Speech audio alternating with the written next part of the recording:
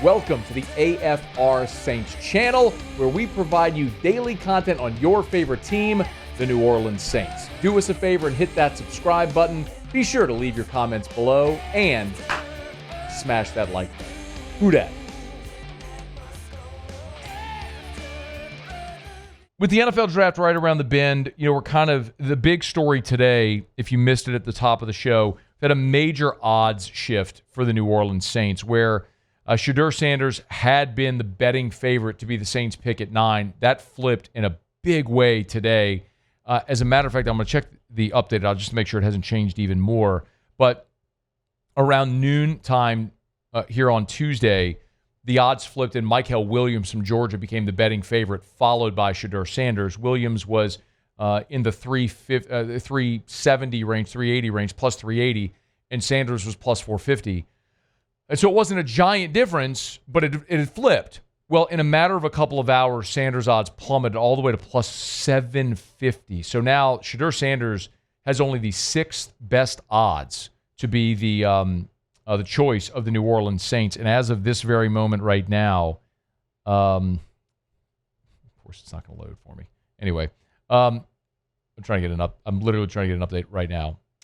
Right now, Mykel Williams is plus 370, so no change. Mykel Williams, then Mason Graham, Kelvin Banks, Tyler Warren, Shamar Stewart, then Shedeur Sanders at plus 750. Well, whether it's Shedeur Sanders or another quarterback, a former Falcons general manager, Thomas Dimitroff, was on SiriusXM NFL and made no bones about what the Saints need to do at quarterback.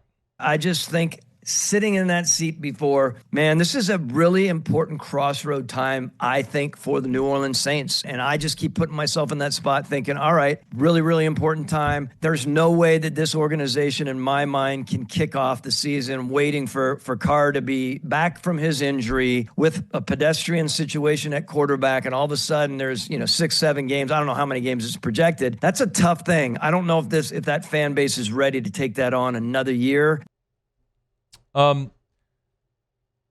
The other part of it, and I don't think that the organization is going to make decisions based on what the fans want. That's pretty evident. I mean, just look at what the Saints have done the last 3 years.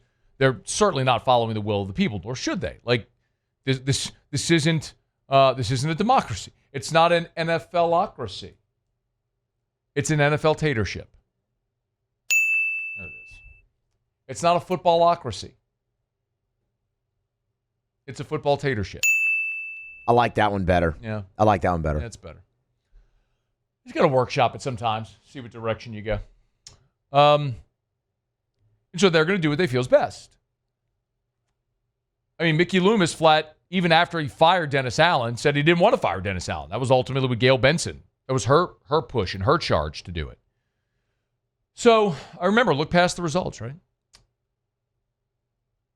But I also just look at numbers, and if you're down a quarterback in Derek Carr, you're not going into next year without adding a quarterback. And that could very well be a draft pick and a veteran in free agency, which I think is ultimately what they're going to do. I think they're going to, again, respect to Ben DiNucci, I don't think he's going to be the guy. I think they'll probably add someone like Teddy Bridgewater, Carson Wentz. I'm not telling you should have this tremendous confidence like you're all of a sudden going to be a contender. You're not. But you have to have someone who can competently function within your offense if the young guys aren't ready to do it.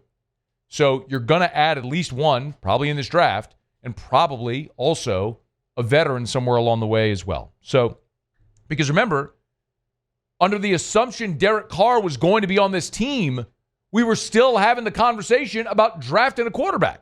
So even if you draft a quarterback, you still got to replace the veteran component, which is Derek Carr. And how they do that will happen after the draft. You'll see how this part of the offseason goes, and then you make a decision as you get toward OTAs and all the veteran minicamps and rookie minicamps and everything about how you're going to add or potentially add to the quarterback position. For me, ultimately, I just keep looking at it going, I am most interested in seeing the Saints reverse their course of history. which is the unwillingness to invest a high draft pick and a quarterback. And I understand the skepticism. I understand the hesitancy because it is so easy to look at all the teams that have busted. It is. Like, it is easy to look at Mitchell Trubisky and Zach Wilson and Sam Darnold and what looks like right now Bryce Young.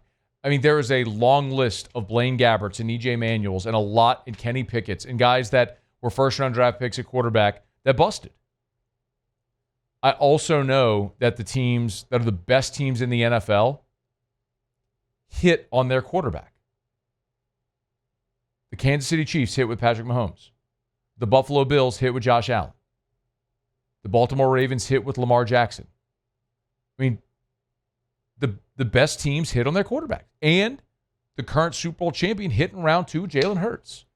So if you're willing, and until you are willing to take that risk, you can never get the reward. And if you're waiting for Drew Brees to come along in free agency, you're waiting for a team to give up on a guy they drafted who busts up his shoulder in the Pro Bowl, or was it week 17, whenever it was, when Brees hurt his shoulder. And to get him in free agency because the Dolphins wouldn't clear him, so your doctors did. Do you understand the events, the stars that had to align to make that happen? That's why there is no other. There's no Hall of Famers walking around that are just available in free agency. You got to draft them. So draft one and hope you hit. And if you don't, you're going to have to do it again. Or you can go through an entire long line of New Orleans Saints football again with the next version and iteration of whatever Jim Everett's going to look like or whatever Aaron Brooks is going to look like, or bringing in Jeff Blake, or if you want to talk about Billy Joe Tolliver and Billy Joe Hobert. Your brief run of success in the late 80s, early 90s with Bobby Hebert. You want to talk about what was before that? You got to be willing to take your shot, man. Shoot your shot and live with the result. Hey, thanks so much for watching. Please leave your comments. I love to interact, and be sure to hit the red subscribe button below.